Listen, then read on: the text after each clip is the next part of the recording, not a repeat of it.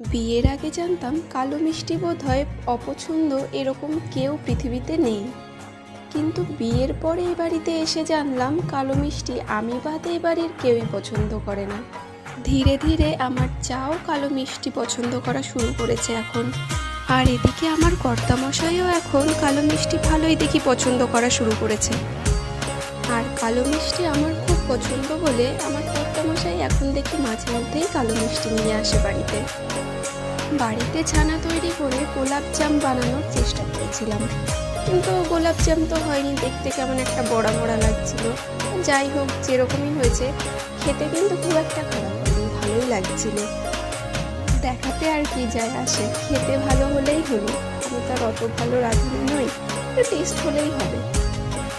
আর আমার পুচকুটাও আজকে রাত্রেবেলা ভাত আর খায়নি, শুধু এই মিষ্টি খেয়েছে, দুটো মিষ্টি খেয়ে নিয়েছে ও আজকে।